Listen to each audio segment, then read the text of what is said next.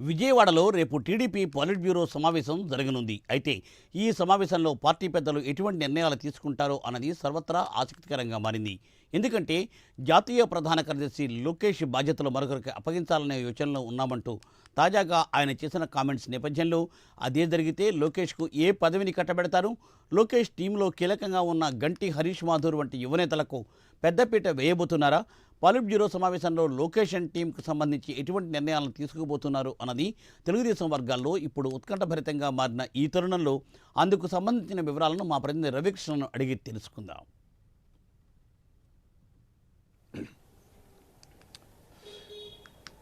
ఏదైతే రేపు జరిగేటువంటి పొలిట్ బ్యూరో సమావేశం ఉందో విజయవాడలో జరుగుతుంది. ఈ పొలిట్ బ్యూరో సమావేశం అనేది మాత్రం టీడీపీ పార్టీకి చాలా కీలకం అని చెప్పాలి. ఏ పార్టీకైనా సరే పొలిట్ బ్యూరో అనేది ఈ ఒక పార్టీకి సంబంధించినటువంటి కీలక నిర్ణయాలు తీసుకోవడానికి పొలిట్ బ్యూరో సమావేశం అనేది ఏర్పాటు చేస్తారు. ఈ పొలిట్ బ్యూరోకి సంబంధించి మొత్తం కూడా 20 మంది దాకా సభ్యులు ఉంటారు. వీళ్ళు పార్టీకి సంబంధించినటువంటి ఎటువంటి అంశాలనైనా కూడా పూర్తిగా చర్చించి ఒక క్లారిటీతో ఉండి ఆ తర్వాత నిర్ణయం తీసుకుంటారు. ఇది సుప్రీం ఏ పార్టీ పొలిట్ బ్యూరోలో తీసుకున్నటువంటి నిర్ణయం. అటువంటి సందర్భంలో రేపు విజయవాడలో జరిగేటువంటి పొలిట్ బ్యూరో సమావేశం ఏదైతే ఉందో చాలా కీలకంగా మారినుంది. ఎందుకంటే 4 రోజుల క్రితమే లోకేష్ అంటం కూడా జరిగింది. తాను ఏదైతే ఈ టీడీపీ జాతీయ ప్రధాన కార్యదర్శిగా ఉన్నటువంటి పోస్టును కూడా తాను వదిలేసుకోవడానికి సిద్ధంగా ఉన్నానని, అదేవిధంగా కూడా పార్టీని మరింత బలోపేతం చేయాల్సిన ఆవశ్యకత ఏర్పడిందని ఆయన చెప్తూనే ఎవరైతే సీనియర్స్ ఉన్నారో ఆ సీనియర్స్ ప్రధానంగా కూడా 3 సార్లుగా కూడా పదవులని ఎంజాయ్ చేసినటువంటి వ్యక్తులు ఎవరైతే ఉన్నారో వాళ్ళందరినీ కూడా తప్పించి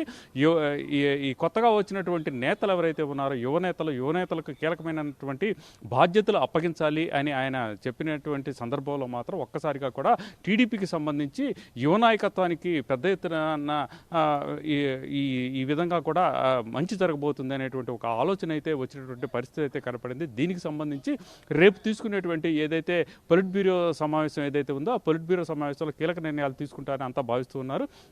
ఒకవేళ లోకేష్ కనుక తన ఏదైతే ఈ జాతీయ ప్రధాన కార్యదర్శి పదవిని కనుక ఆయన అయితే మాత్రం రాజీనామా చేసినట్టయితే మాత్రం ఆయనకి కీలకమైనటువంటి జాతీయ అధ్యక్షుడు పదవి, టీడీపీ జాతీయ అధ్యక్షుడు పదవి ఇచ్చేటువంటి అవకాశం అయితే ఉంది. ఎందుకంటే ప్రధానంగా కూడా ఇప్పుడు ఉన్న పరిస్థితిని కనుక మనం అబ్జర్వ్ చేసినట్టయితే మాత్రం పూర్తిగా కూడా కేంద్రంతో టచ్లోకి వెళ్ళాలి. అదేవిధంగా కూడా జాతీయ నాయకుల అందరితో కూడా కలవటము, అదేవిధంగా కూడా జాతీయ నాయకులు అందరితో రాష్ట్రానికి సంబంధించిన అంశాల మీద కూడా సుదీర్ఘంగా చర్చించవలసినటువంటి అవసరం ఉన్నటువంటి నేపథ్యంలో ఒక పక్కన సీఎం చంద్రబాబు నాయుడు ఇక్కడ రాష్ట్రంలో ఉన్నటువంటి పరిస్థితులన్నింటినీ చక్కదిద్దుతున్నటువంటి నేపథ్యంలో జాతీయ నాయకులతో కొంత గ్యాప్ అనేది ఏర్పడుతున్నటువంటి నేపథ్యంలో ఈ లోకేష్ కనుక టీడీపీకి సంబంధించి జాతీయ అధ్యక్ష పదవి కనుక తీసుకున్నట్లయితే మాత్రం ఆయన ఢిల్లీలో ఉన్నటువంటి నేతలను కలవటం, అదేవిధంగా కూడా కూటమికి సంబంధించినటువంటి జాతీయ నేతలందరినీ కలవటం, వాళ్ళతో ర్యాపో మెయింటైన్ చేయడం ద్వారా మరింతగా కూడా ఈ ఏపీకి ఈ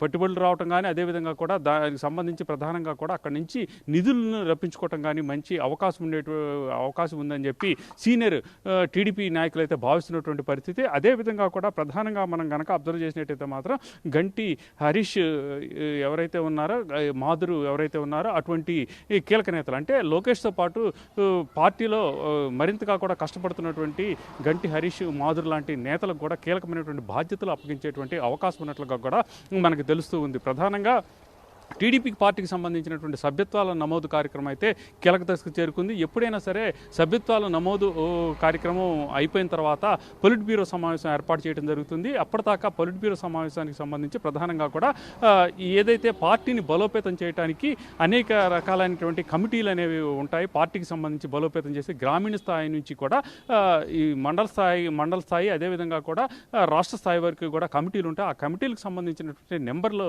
ఎవరైతే ఉన్నారో వాళ్ళందరినీ కూడా ఈ కమిటీల్లో నియమించడం అనేది జరుగుతుంది. అయితే ఏదైతే ఈ సభ్యత్వాల నమోదు కార్యక్రమం కీలక దశకు చేర్చుకున్న నేపథ్యంలో ఈ పొలిట్ బ్యూరో సమావేశం ఏర్పాటు చేయడం ద్వారా కమిటీలన్నింటినీ కూడా ఒకసారి రద్దుపరిచేసి అడ్హాక్ కమిటీని ఏర్పాటు చేస్తారు. ఆ అడ్హాక్ కమిటీ ఆధ్వర్యంలోనే ఈ కార్యక్రమాలన్నీ పార్టీకి సంబంధించినటువంటి కార్యక్రమాలని కూడా జరుగుతూ ఉంటాయి. తర్వాత ఏదైతే మహానాడు అంటే మే 28వ తేదీ ఎన్టీఆర్ బర్త్డే సందర్భంగా జరిగేటువంటి మహానాడు కార్యక్రమం ఏదైతే ఉందో ఆ మహానాడు కార్యక్రమంలో కొత్తగా కూడా కమిటీలను ఏర్పాటు చేయటం అనేది జరుగుతుంటుంది. ఇది ఒక ప్రక్రియ, ఈ విధంగానే ఎప్పుడు కూడా జరుగుతున్నటువంటి నేపథ్యం. ఈ నేపథ్యంలోనే ప్రజెంట్ అయితే మాత్రం ఈ సీనియర్ నేతలకి కొంత విశ్రాంతి ఇవ్వాలనేట్లయితే పార్టీ కూడా భావిస్తున్నటువంటి పరిస్థితి అయితే కనపడుతున్నాయి.